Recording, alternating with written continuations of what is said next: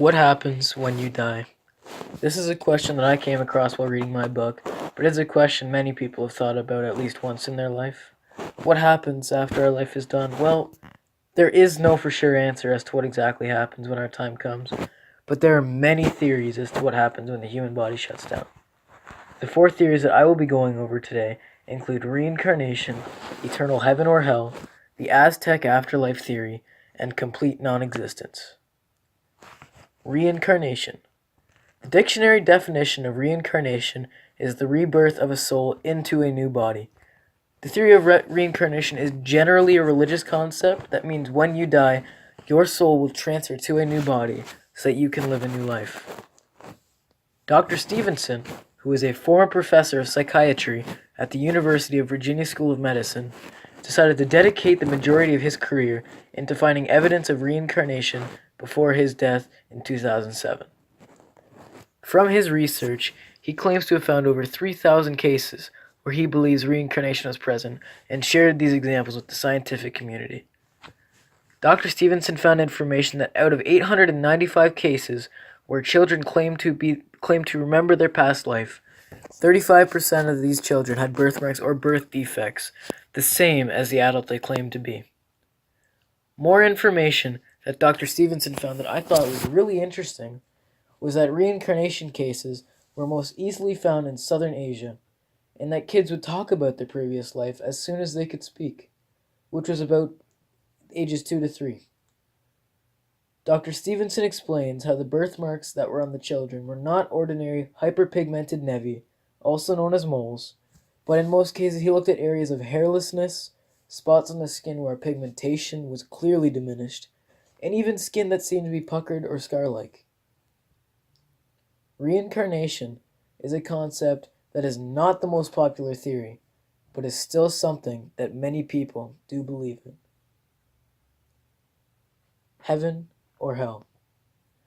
The second concept is eternal heaven or hell, which is the Christian belief of the afterlife.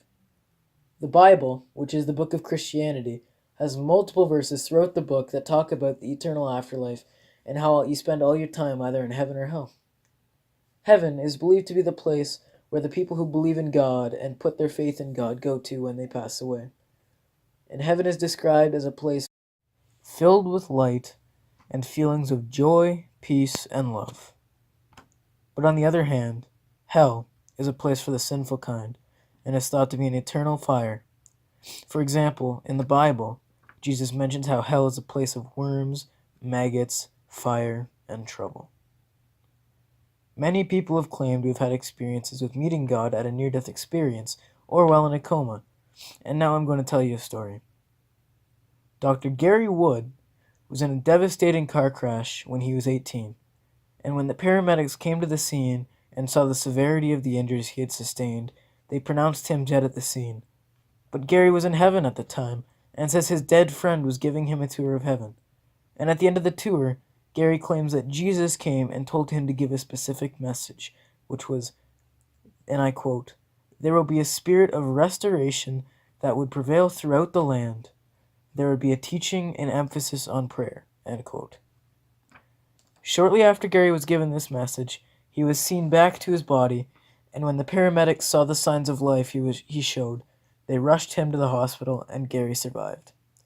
This is just one of many stories you can find online where people claim to have met God or have even been to heaven.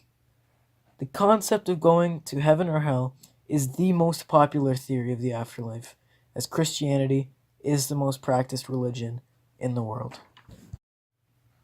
The next theory is a strange theory that is not believed by many people, but when I read about it, it was a really interesting thought. The Aztec afterlife theory is solely based on how you died. Your cause of death would dictate where you would go in the afterlife. The Aztecs believed that there were different realms you could go to in your afterlife, similar to heaven and hell, except there was more than just two. The Aztecs believed that if you were an Aztec warrior and you happened to die in battle or died to sacrifice, you would either go to a place in the east and join the sun as it rises every morning, or you would join the Aztec war god named Huitzilopochtli in battle. Women who died during childbirth were also thought as warriors, as they were considered just as courageous and honorable as them. So the women who died during childbirth went to a paradise in the west, where they met the sun in its descent.